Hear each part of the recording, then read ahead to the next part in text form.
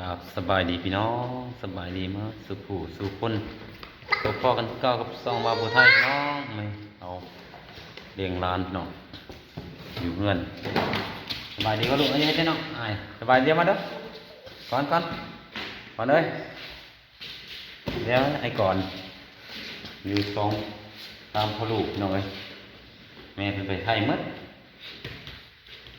ตาประตูก็ไปได้หอด2 เดือนแล้วอันนี้แม่เพิ่นหน่อยก็ไปก็ได้สัก2 มื้อสบายดีเฮ็ดยังมันสบายดีปลาลุงมันเอาน้องไปกับได้มาอย่าล่ามน้องแห้งเลยติโอ้เอาน้องพี่น้องเลยโอ้ยเฮ็ดลูกเฮ็ดได้อย่าดึงอย่าดึงเฮ็ดนั่นเฮ็ดหยุดกระลำไอ้สิเฮ็ดจะเถื่อน้องเจ็บยาหยัง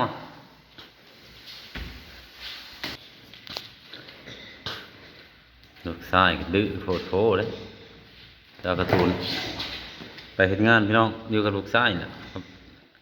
ร้านชายน้อยแม่เพิ่นไปหาเงินพี่น้องเอ้ยซื้อนมซื้อข้าวท่านยังกำปากนำปากละปากงามกระดอกปากละอย่าได้ลูกอย่าเฮ็ดให้น้องได้เฮ็ดให้น้องเฮ็ดหยังอ้ายกันดื้อเท่าใดน้องสิจักหยังน้องน่ะโหแล้วบืนไปหาอ้ายเด้ตะเรียนกองกระดาษน้ำอ้าย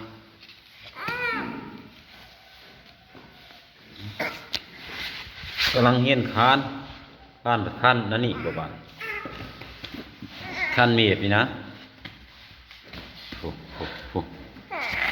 ไอ้จักเล่นหยังอ้ายอ่ะฝนตกพี่น้องฝนตกมืดอยู่ในห้องฝนตกออกเปื้อนออกข้างนอกกับเปื้อนพ่นสังเกตเป็นพี่น้องคนหน่อยถ้าเราไปคนเดียวเราก็ต้องซอยเรือเราดอกแต่ก็บ่เป็นบ่เก่งอย่างเทื่อเนาะต้องซอยเรือตลอดนะจนเราย่อมไปแล้วจังเอา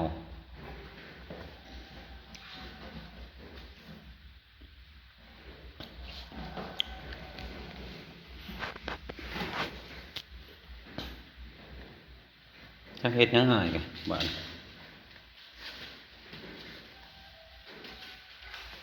คนหน่อยพี่น้องนี่ปากเราอ่ะ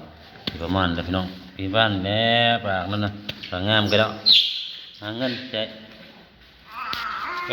ยังลูกยังหาพ่อใหญ่นี่หาใหญ่บ่มาพ่อใหญ่บ่อยากงอแงเลยได้อยากเมื่อยเลยพี่น้องเมื่อยแล้วกันนี่เนาะยังบ่เข้าทางเปื้อนเปื้อขนาดได้ธรรมดาทางไปใส่ก็ได้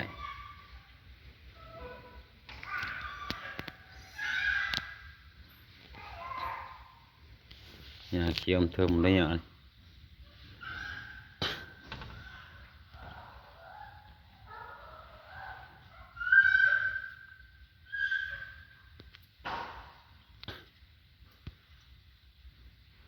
จักจมยังผมคนไปแล้วผมพอยังก็ทูงกี่นี้เปื่อนนี่แล้วนี่กันนี่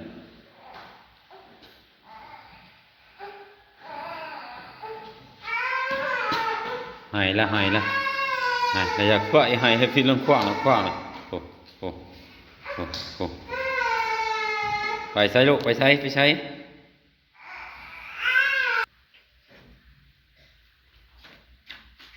ปากงามบอกพี่น้องนี่ละหาเงินสัญญกรรมลูกสาวลูกชายเป็นแม่กันไปเฮ็ดงานไปแต่วันที่3ปากโปดออกมากินช่งหลายโปดปากงามบอกพี่น้อง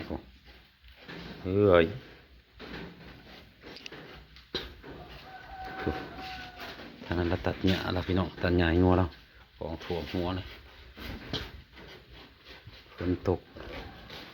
งัววิญญากินนี่มันเปียกน้องพี่น้องได้ตัดให้ละให้งัวลูกชายกับเห็นพอแล้วได้บ้าน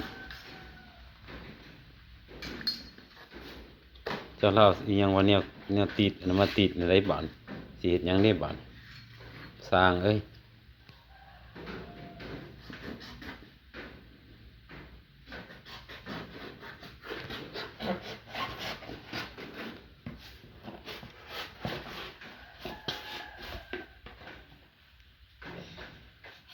ตัดข้าวเดียวพี่น้องหญ้ามันลายตัดข้าวเดียวอันหุบมาไว้เดี๋ยวมันก็มากินเองนะงอสีตัวงอเราเองนะก่อนเร็ว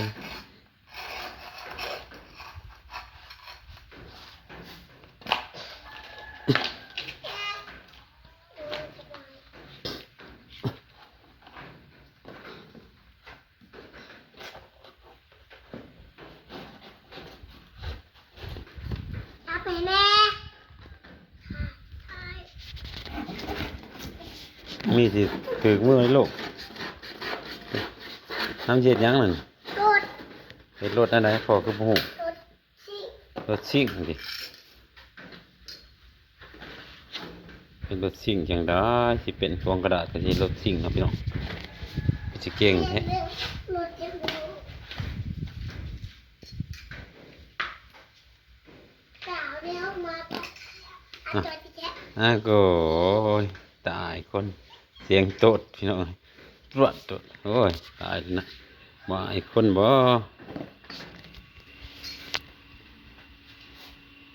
แค่ตีรถก่อน โอ้เพิ่นตั้งเข้าไม่แล้วเพิ่นตกโอ้บ่มีแดดเลยเดี๋ยวนี้พี่น้องเอ้ยมีแต่คนกับคน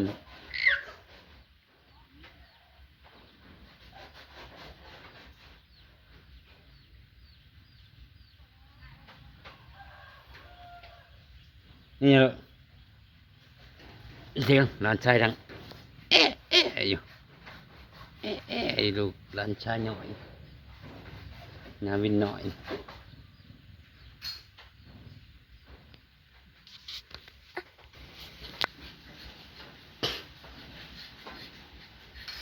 สร้างใหญ่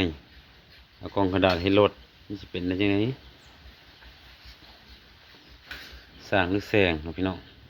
ว้ายที่พ่อเป็นยัง เฮ็ดไว้ให้พอสิเบิ่ง เมื่อยเจ็บมือเจ็บแน่แน่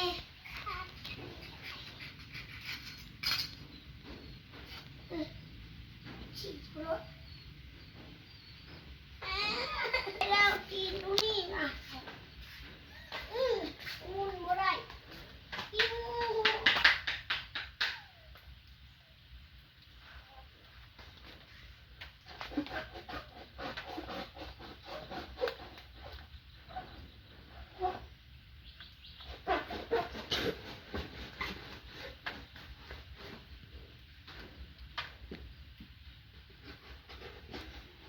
โอ้เพเวโอ้เพเวบ่ลูก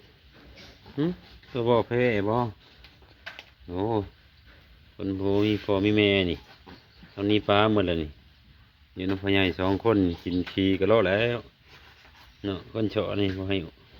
มีแต่ให้อุ้มนี่ไปปงแล้วมีแต่ให้แอกๆโลดโอ้ยเบาขี้ลายเอ้ยสำนี้แหละพี่น้องอย่าลืมกดไลค์กดแชร์กดติดตามเนาะพอกันคลิปหน้าสบายดี